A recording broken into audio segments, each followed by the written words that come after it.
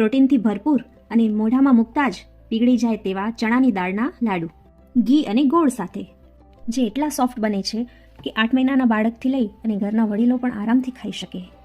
ચણા દાળ છે પ્રોટીનથી ભરપૂર, જે બાળકોના ગ્રોથ અને સ્ટ્રેન્થ માટે ઉત્તમ છે. ગોળ આપે કુદરતી મીઠાશ, એનર્જી અને આયર્ન, અને દેશી ઘી મગજ, હાડકાં અને પાચનને મજબૂત બનાવે છે. બાળકના ગ્રોથ માટે આ પરફેક્ટ હોમમેડ રેસીપી છે. તમને આવી હેલ્ધી રેસીપી ગમે તો લાઇક અને સબસ્ક્રાઇબ જરૂરથી કરશો.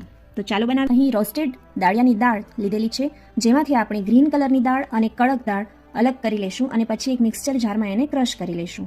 સ્ટ્રેનરની મદદથી ચાળી લેશું. તો ફાઇન પાવડર તૈયાર છે અને ગોળને બારીક સમારી લીધેલો છે.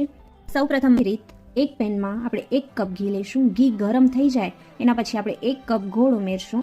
ગોળને ફક્ત પીગળે ત્યાં સુધી જ ચલાવશું. અહીં બબલ્સ બનવા દેવાના નથી, નહીં તો આપણી બરફી કડક બની જશે. તરત જ આપણે અહીં 2 કપ ચણા દાળ પાવડર એડ કરીશું અને સારી રીતે મિક્સ કરી લઈશું અને ગેસની ફ્લેમને ઓફ કરી દઈશું. મિક્સ થઈ ગયા પછી ચેક કરવા માટે આપણે થોડો નાનો પોર્શન હાથમાં લઈ અને બોલ બનાવી જોશું. જો બોલ પરફેક્ટ રીતે બની જતો હોય તો આ મિક્સચર છે એ બરાબર છે. જો વધારે પડતો ઘી લાગતો હોય તો પાવડર એડ કરી શકાય, અથવા તો ફાટી જતું હોય તો 1 થી 2 ચમચી આપણે ઘી એડ કરી શકીએ. અને મિક્સચર સારી રીતે મિક્સ થઈ ગયા પછી આપણે આ રીતે બટર પેપર ઉપર ફેલાવી દઈશું અને ફિનિશિંગ માટે વાટકીની મદદથી આ રીતે આપણે એને સેટ કરી લઈશું. ઉપરથી થોડાક પિસ્તા ગાર્નિશિંગ માટે લઈ શકાય.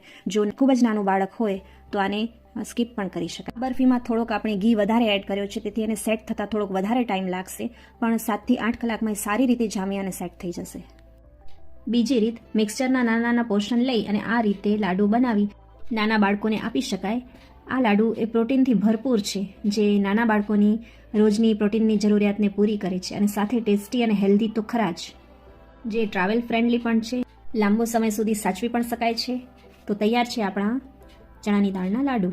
હવે ત્રીજી રીત છે, જે સાવ નાના બાળકોને ઇન્સ્ટન્ટ તૈયાર કરીને આપી શકાય. એના માટે થોડો પોર્શન આપણે ચણાની દાળનો પાવડર લેવાનો છે, એમાં થોડો ગોળ ઉમેરશું અને જરૂર મુજબનું ઘી ઉમેરી મિક્સ કરી અને તરત જ બાળકને આપી શકાય. આમાં કોઈ પણ જાતની પૂર્વ તૈયારીની જરૂર હોતી નથી અને 8 થી 9 મહિનાના બાળક માટે આટલું પોર્શન પૂરતું છે.